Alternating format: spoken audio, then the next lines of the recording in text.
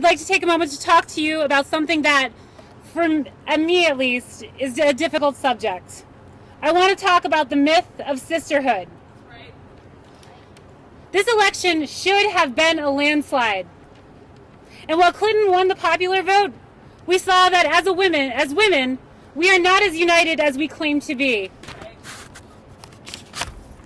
I say this as a woman with white skin and European heritage. I say this as a woman with a college education. And although I make next to nothing as a graduate teaching assistant, thank you, WSU. I say this as a woman who doesn't live in poverty. If this sounds familiar, then I am speaking to you.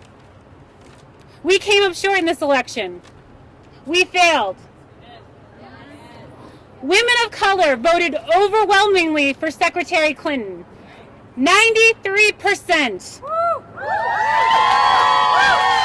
Let's take another second to acknowledge that. 93%.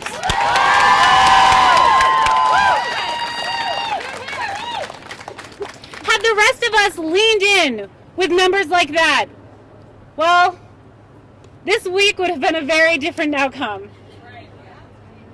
White women, we must take accountability for this election. Only 53% of white women voted for Secretary Clinton. And while that's still the majority, it was not enough. No. But let's not talk about what we could have done. We must look to the future and ask ourselves, what do we do next? To the white, cisgendered, heterosexual women here, I speak to you. You are privileged. Acknowledge it. While a Trump presidency is scary for everyone, our demographic will be one of the least targeted. That does not mean we will be bystanders. No. I repeat, we will not be bystanders. So what can we do? We vote, of course. We remain vigilant, and we encourage others to vote. But we must do more. Sharing likes on Facebook is easy. Voting is easy. Standing here at protests like this is easy. And dare I say it, fun? It is time to do things that are not easy. We must stand up to the people in our lives, our mothers, our fathers, our partners, and call them out when they are speaking sexist, racist, hateful rhetoric. Often they do not know or are unwilling to recognize their own prejudice. We must show them. We must not demean ourselves or other women in front of our children. It's easy to complain about ourselves and other people. It's damn near impossible to lift ourselves up sometimes, but we must. We must stand up to workplace sexism. If you see something, say something.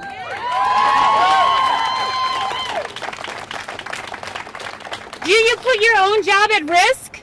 Perhaps.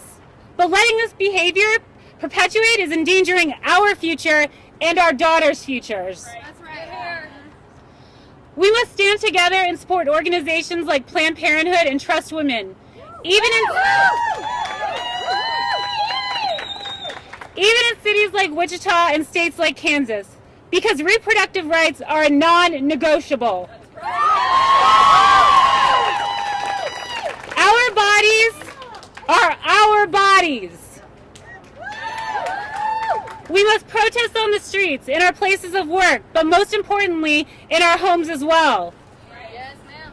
This Thanksgiving, when your Aunt Diane makes a comment about your immigrant neighbors, you tell Aunt Diane that immigrants are the fabric of this great nation, and if she can't think of anything nice to say, she can go to bed.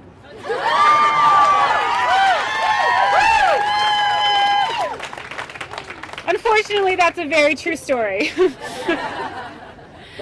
When you hear your friends say indifferently that all lives matter, you stop them and you tell them no.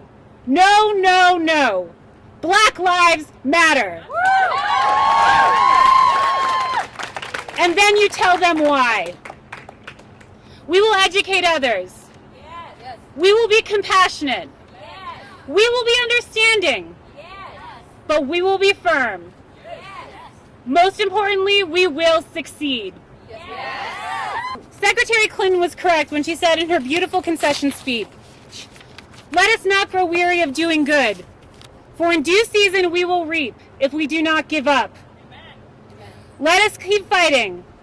Let us stand together. Let us do the things that are hard or seem impossible. For if we do these things, we will prosper. Thank you.